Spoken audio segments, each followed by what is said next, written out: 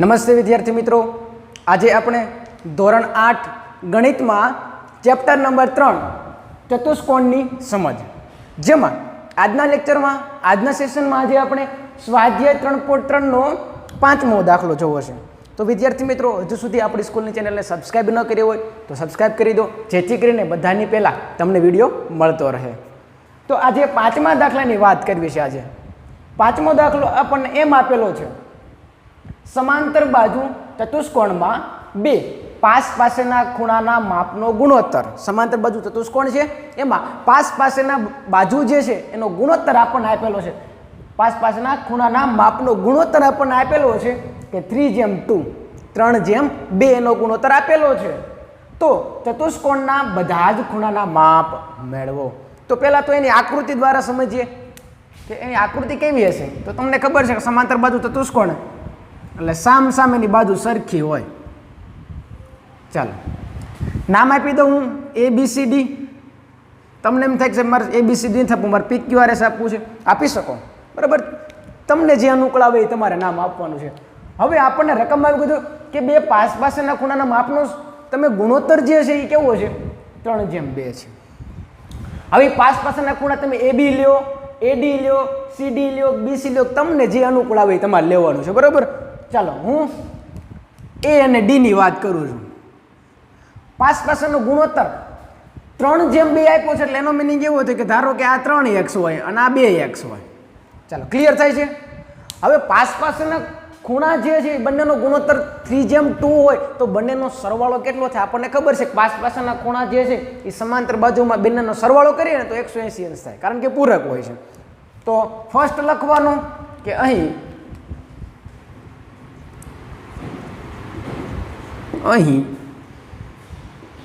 ચતુષ્કોણ ABCD એ સમાંતર બાજુ ચતુષ્કોણ છે.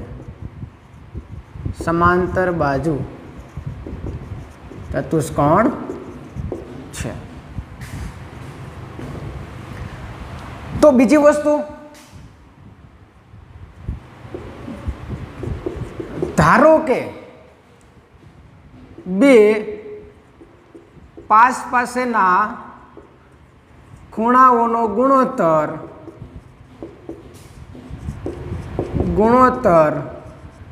3:2 છે. તેથી શું લખી શકાય? તો કે ખૂણો A બરાબર 3x, ખૂણો A બરાબર 3x અને ખૂણો D બરાબર 2x, બરાબર. ખૂણો A બરાબર 3x અને ખૂણો D બરાબર 2x. હવે તમને ખબર છે કે પાસ પાસેના ખૂણા હોય એ પાસ પાસેના ખૂણાનો તમે સરવાળો કરો તો 180 અંશ થાય. તો આ બંનેનો ખૂણો A અને ખૂણો D બંનેનો શું કરશું તો કે સરવાળો કરશું, અને સરવાળો કરતા આપણને જવાબ મળશે 180. અને બંનેમાં x છે તો x ની વેલ્યુ મળી જાય, અને x ની વેલ્યુ મળી જાય એટલે 3 સાથે મલ્ટીપ્લિકેશન કરી દેશું એટલે A ખૂણો મળી ગયો, D ખૂણો મળી જાય. A અને D ખૂણો મળી જાય તો A ની સામેનો ખૂણો કયો તો કે C. સામેના ખૂણા સરખા હોય એટલે C ખૂણો મળી ગયો. D ની સામેનો ખૂણો B તો B ખૂણો પણ મળી જાય. અને આપણે રકમ અહીં જ કીધું હતું કે ચતુષ્કોણના બધા જ ખૂણાના માપ મેળવો. ચાલો સહેલું જ છે, સ્ટેપ બાય સ્ટેપ લખીએ. પહેલી વસ્તુ આપણે વાત કરવી છે, પાસ પાસેના ખૂણા પૂરક હોય છે. કેવા હોય? પૂરક હોય. તેથી લખી શકાય કે ખૂણો A પ્લસ ખૂણો D બરાબર 180 અંશ.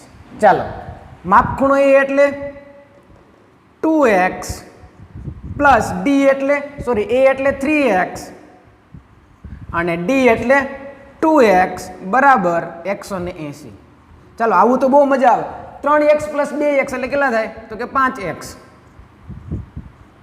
બરાબર 180 અંશ.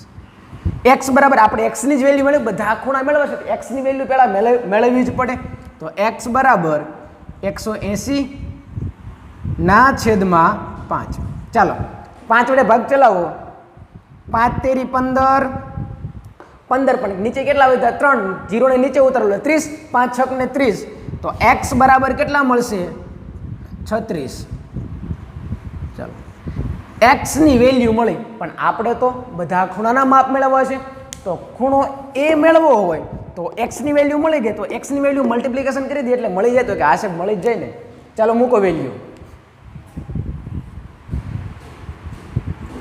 ખૂણો a બરાબર 3x, તો 3 ગુણ્યા x, x એટલે 36, 36 ગુણ્યા 3 કરો, 6 તેરી ને 18 વધી આવશે, 1 3 તેરી 9 ને 1 10, તો એ ખૂણાનું માપ કેટલું હશે 108.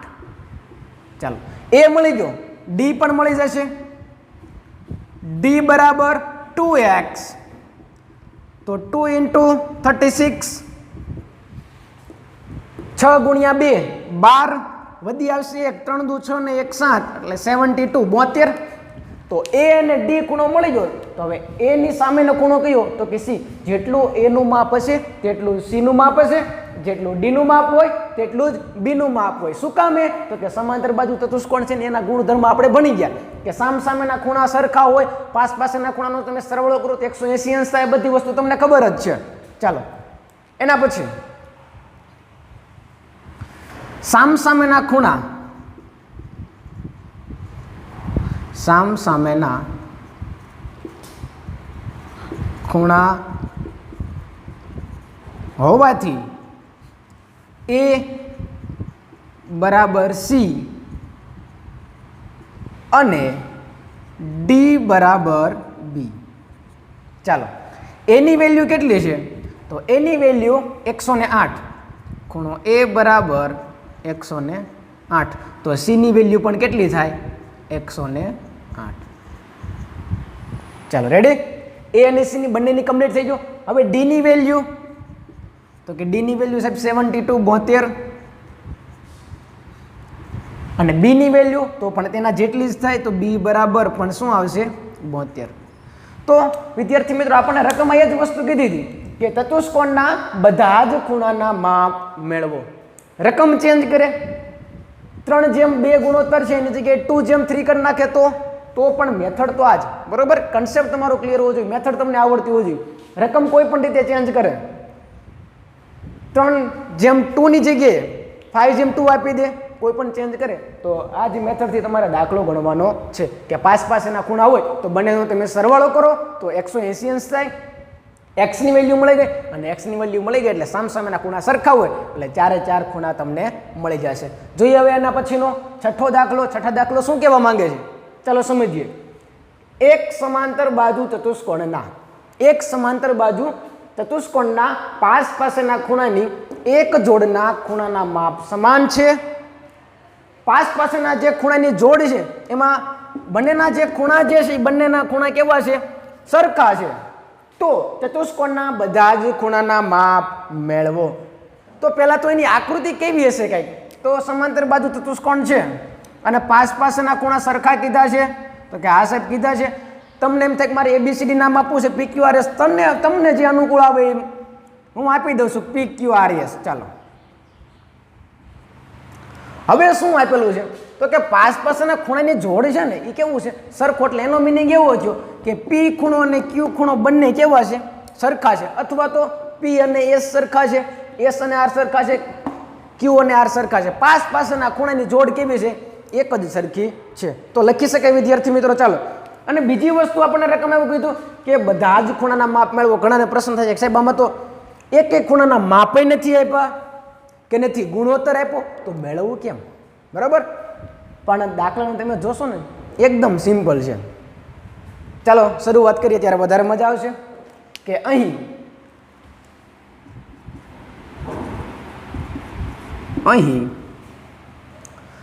કયો સમાંતર બાજુ ચતુષ્કોણ છે, તો કે ચતુષ્કોણ PQRS એ સમાંતર બાજુ ચતુષ્કોણ છે. બીજી પણ એક કન્ડિશન છે, તો કે પાસેના ખૂણાની એક જોડના ખૂણાના માપ કેવા છે, સમાન છે. ચતુષ્કોણના પાસ પાસેના ખૂણાની એક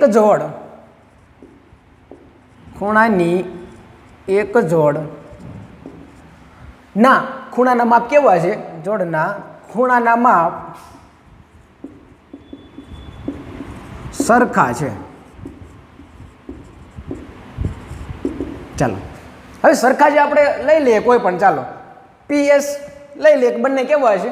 સરખા છે. આવું લખી શકાય વિદ્યાર્થી મિત્રો કે P બરાબર S? ના પાડે કોઈ? શું કામ ન પાડે? રકમમાં જ કીધું છે કે બંને પાસેના ખૂણા જે છે ને એ બંને કેવા છે? સરખા છે. બરાબર? આમાં તમારું મારું કાંઈ નહીં હાલે, રકમમાં છે એને ફોલો કરવું પડશે. બંને પાસેના ખૂણા સરખા છે. હવે બીજી વસ્તુ આપણને ખબર છે કે સમાંતર બાજુ ચતુષ્કોણ હોય ત્યારે પાસેના ખૂણાનો તમે સરવાળો કરો તો 180 અંશ થાય. પાસેના ખૂણાઓ પૂરક હોય છે. કેવો હોય છે? પૂરક હોય તો તેના ઉપરથી લખી શકે વિદ્યાર્થી મિત્રો કે ખૂણો P પ્લસ ખૂણો S બરાબર 180 અંશ. P ની વેલ્યુ કેટલી અને S ની વેલ્યુ કેટલી? સાહેબ છેદને આપી જ નથી, પણ એક કન્ડિશન છે કે P ની જગ્યાએ S લખી શકાય અને S ની જગ્યાએ P લખી શકાય, કોઈ પણ લખી શકાય. ચાલો P ની જગ્યાએ S લખો અથવા તો S ની જગ્યાએ P લખો, તમને જે અનુકૂળ આવે. હું મારો P લખું છું, બરાબર, બંને જગ્યાએ બરાબર 180 અંશ. P પ્લસ P 2 થશે. 1 પ્લસ 1 2 થાય કે ન થાય? તો કે હા સાહેબ થાય જ ને. બરાબર 180 અંશ. ચાલો આપણે ખૂણો P મેળવવો છે, બેને સામે મોકલી દો. 180 ના છેદમાં 2. હવે આવો જ બહુ મજા આવે. 90 દૂ 180. તો ખૂણો P જે તમને મળશે એ કેટલો હશે? તો કે 90. એટલે કે એનો મિનિંગ એવો થયો કે ખૂણો P જે છે એ કેવો છે? તો કે સાહેબ કાટખૂણો છે. કેવો છે? કાટખૂણો. કાટખૂણો હોય તો જ 90 મળે. હવે ખૂણો P જો 90 નો હોય તો ખૂણો S કેટલાનો થાય? તો કે સાહેબ એ 90 નો જ થાય, કારણ કે બંને કેવા છે? સરખા છે. થાય એવું? તો લખી શકાય વિદ્યાર્થી મિત્રો કે P અને S, P બરાબર S એના બરાબર 90. એટલે એનો મિનિંગ એવો થયો કે S ની વેલ્યુ પણ કેટલી મળશે? 90 મળશે. પણ આપણને હજુ તો P અને S બેની જ વેલ્યુ મળે. આપણને રકમમાં એવું કીધું કે ચતુષ્કોણના બધા જ ખૂણા મેળવો.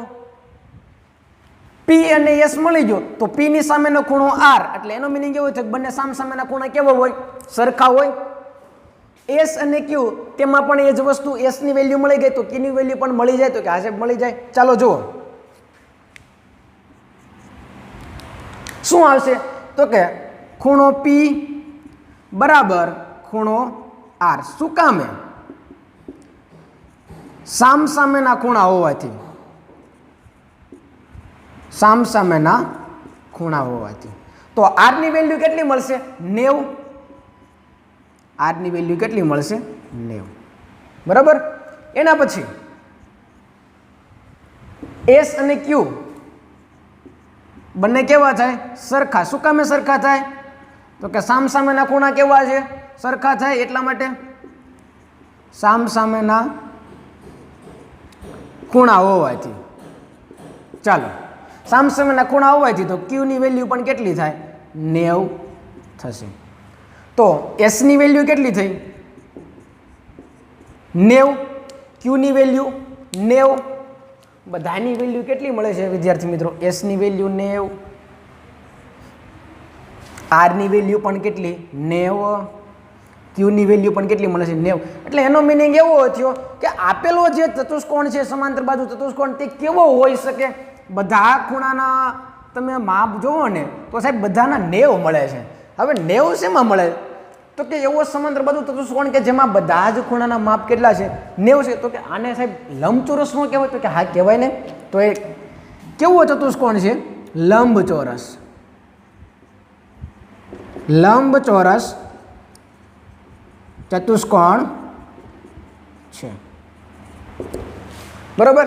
તો જ્યારે પણ આવો પ્રશ્ન પૂછે છે, આવો દાખલો પૂછાય છે કે એક પણ ખૂણાના માપ તમને આપેલા નથી, નથી ગુણોત્તર આપેલો, નથી બાજુના માપ આપેલા અને બધા જ ખૂણાના માપ મેળવવા હોય ત્યારે ખાસ ધ્યાન રાખો, તમને કન્ડિશન આપી છે રકમમાં કે બંને ખૂણાના જે પાસના ખૂણા છે એ એક જ સરખા છે, બરોબર, અથવા તો સામસામેના ખૂણા એક જ સરખા છે. આવી કન્ડિશન આપે તો એ કન્ડિશન તમારે રકમને જ પકડવાની છે, બરોબર. રકમને પકડશે એટલે ઓટોમેટિક તમને જવાબ આપશે. તો વિદ્યાર્થી મિત્રો, અહીં આપણે સ્વાધ્યાય 3.3ના છઠ્ઠા દાખલા સુધી પૂર્ણ કરીએ છીએ. ફરી પાછા નવા વિડીયો સાથે, નવા લેક્ચર સાથે મળીશું. Thank you. જય હિન્દ, જય ભારત.